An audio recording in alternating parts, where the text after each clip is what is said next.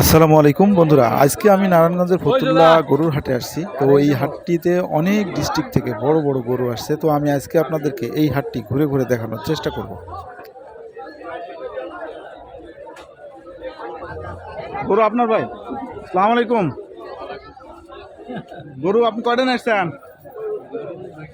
দুইটা। কোন জায়গা থেকে আসছেন? দিনাজপুর। এই দুইটাই আপনার? দুইটার দাম চাইছেন কত? 30 লাখ। দুইটা 30 লাখ। এখন পর্যন্ত কেউ দাম বলছে? বলছে কত বলছে?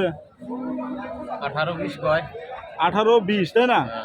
ও, এখন পর্যন্ত তার মানে সর্বোচ্চ দুইটা 20 লাখ টাকা উঠছে।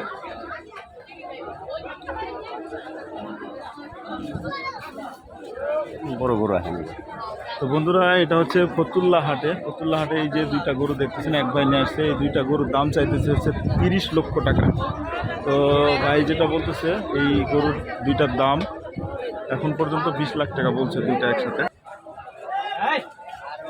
আসসালামু আলাইকুম। ওয়ালাইকুম আসসালাম। গরু এটা আপনার? জি আমার। গরু কয়টা নিয়ে আসছেন? 33টা। 33টা গরু নিয়ে আসছেন। জি। কোন জায়গা থেকে নিয়ে আসছেন ভাই? সিরাজগঞ্জ শাহজাদপুর। সিরাজগঞ্জ শাহাদাতপুর। জি। 33টার মধ্যে বিক্রি করছেন কয়টা? একটা বিক্রি করছি। একটা। জি। এর মধ্যে কি এটাই বড়? এটাই বড়।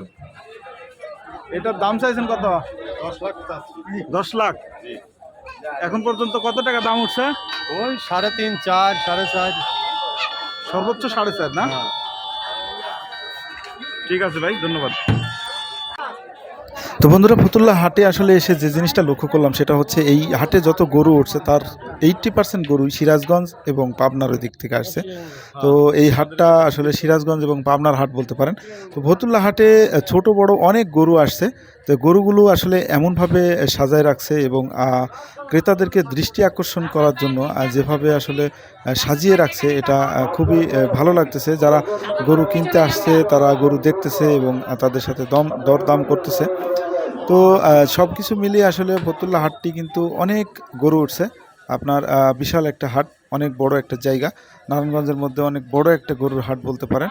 তো এখানে যারা আসছে তারা গরু কিনছে এবং কিনে নিয়ে যাচ্ছে। তো ব্যাপারী যারা আছে, এই যে দেখুন, এগুলো গরুগুলো আসলে এমনভাবে বড় করছে যে নিজের সন্তানের থেকেও আসলে তাদেরকে আদর যত্ন করে বড় করছে। তো বন্ধুরা, আসলে গরু খামারি যারা আছে তারা কিন্তু পুরো বছর জুড়ে পরিশ্রম করে এই কুরবানির সিজনে একটি গরু ভালো দামে বিক্রি করার জন্য। তো তাদের এই পরিশ্রম যাতে বৃথা না যায়, আমরা সবাই সেই কামনা করি।